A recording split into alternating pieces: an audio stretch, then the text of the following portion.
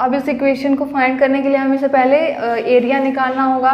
तो जो एरिया है वो एरिया कैसे आता है, अब इन जितने क्लोज्ड ये स्लोप के अंदर जितने इसके अंदर में एरिया है उसको हम निकाल लेंगे। तो अगर ये एक ट्रेपेजियम का शेप है, हम पहले बता चुके हैं, देख रहे हैं, ये एक ट्रेपेजियम है। ट्रेपेजियम का एरिया फाइंड करके निकालेंगे। अगर suppose area of trapezium is equal to sum of parallel lines, ये parallel lines into height between या डिस्टेंस बिटवीन दैम। तो अगर डिस्टेंस बिटवीन दैम अगर हम लिखें तो जैसे अगर इस फिगर में देखते हैं तो पहले सम पैरेलल लाइंस क्या है, डिस्टेंस क्या कितना है ये देखें। अगर इस फिगर में तो इसमें पैरेलल लाइंस देख के पता चल रहा है कि यही दोनों होंगे। ऑब्वियसली ये और ये तो कहीं से पैरेलल नहीं दिख रही है। पैरेलल में क्या होता है कि उनके एंगल्स इक्वल होते हैं, पर यहाँ पे कुछ एंगल्स इंक्रीज हैं, ये तो नहीं है। तो यही दो लाइंस बची हैं, ये हो गई आपकी पैरेलल लाइंस। तो ये जो पैरेलल लाइंस है इनका सम, मतलब कि AO ये पहली वाली प्लस दूसरी वाली BC, अगर हम इसको भी लिखते हैं। फिर उसके बाद क्या था, डिस्टेंस बिटवीन दैम, मतलब अगर हम पैरेलल लाइंस के बीच की जो डिस्टेंस देखें वो हर जगह इक्वल होती है, ये हर जगह इक्वल ही होगी। मतलब अगर ये H है तो ये सारे HH होंगे। तो ये पैरेलल लाइंस की प्रॉपर्टी होती है, वो इन्फिनिटी तक इक्वल होता है। तो अगर यहाँ पे देखा जाए तो वो क्या है, OC, ये आप देख रहे हैं, ये वैसे मान लीजिए अगर ये हाइट है तो इसके इक्वल ये भी है।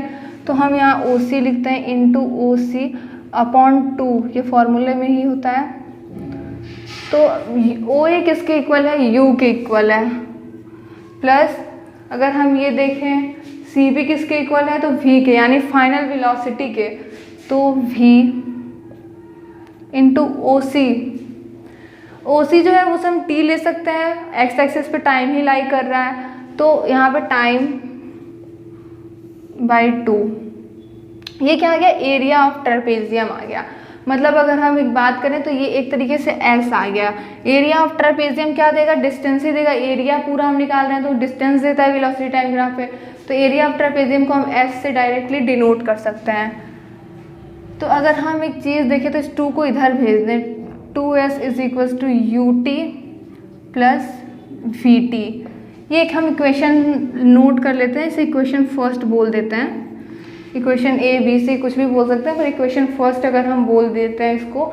अब देखते हैं कि T, वैसे हमें T की नीड नहीं है, क्यों, क्योंकि हम काम उसके अकॉर्डिंग करेंगे जो हमें आगे चल के डेरिवेशन में हेल्प करे। तो T कहीं भी इस इक्वेशन में आ नहीं रहा है। और ये इक्वेशन यूज़ भी तभी होता है जब हमें कोई क्वेश्चन में T ना दिया हो, क्योंकि इसमें सारी डिटेल्स दी रहती है, बस टाइम नहीं दिया रहता है। तो वो इक्वेशन जिसमें टाइम हमें कोई उस क्वेश्चन में जिसमें टाइम का कोई आइडिया नहीं होता और हमें टाइम जानने की नीड भी नहीं होती, उसी में इस फॉर्मूले को अप्लाई करते हैं। तो पहले तो हम T को एलिमिनेट करेंगे।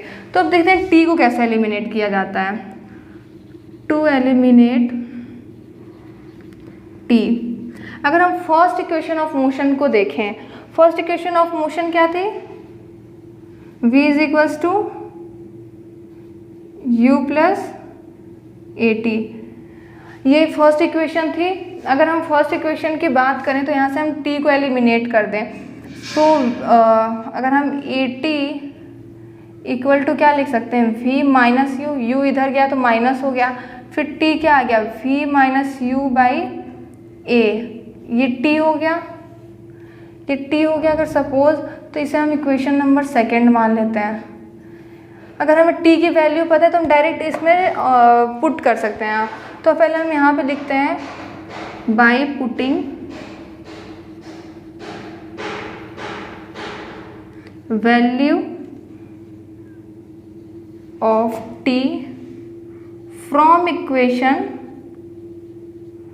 कौन से इक्वेशन में है हमारे T की वैल्यू, सेकेंड, इन, मतलब हम रखने जा रहे हैं, किस इक्वेशन में रखेंगे, सेकेंड वाले में, सॉरी फर्स्ट वाले में। तो फर्स्ट वाले में जब हम अगर T की वैल्यू पुट कर दें तो 2S is equals to U V minus U upon A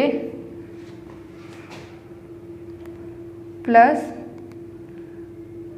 V into v minus you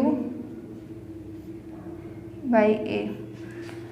यहाँ पे हम ऐसे ब्रैकेट में लिख सकते हैं t is equals to v minus u upon ए।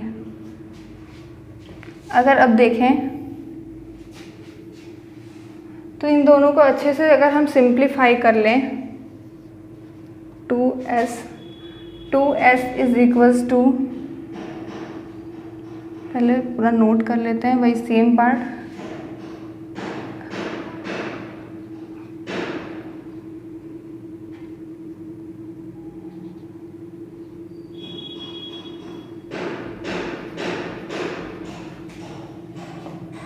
इसको कॉमन कर सकते हैं, ये u है ये v है, इन दोनों को कॉमन कर लें, v minus u upon A, v minus u upon A in other bracket u plus v। अगर मल्टीप्लाई करके देखें तो a इधर आ जाएगा, 2as बोल सकते हैं, या फिर वैसे तो ये आएगा तो कुछ भी बन सकता है, पर हम इसे 2as लिखेंगे क्योंकि फॉर्मूला के अकॉर्डिंग ये सही जाएगा। तो फिर क्या हो गया, v माइनस यू, ये क्या हो गया, u प्लस v। सो v अगर इसको मल्टीप्लाई करें in bracket, so v u plus v square minus u square minus u v। अब हम देख सकते हैं u v से u v कट जाएगा, cancel out, so v square minus u square is equals to 2as।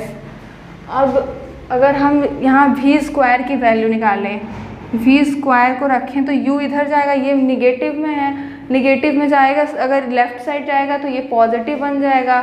तो ये अगर यहाँ पे देखें तो 2as plus u square is equals to v square. तो हम डायरेक्ट v स्क्वायर क्या लिख सकते हैं, v square is equals to u square plus 2as। ये प्रूव्ड हो गया इक्वेशन हमारा, इजीली देख सकते हैं आप बहुत आसानी से, ये सबसे इजी मेथड है, one of the easy method ये भी एक है, आप आराम से इसे देख सकते हैं।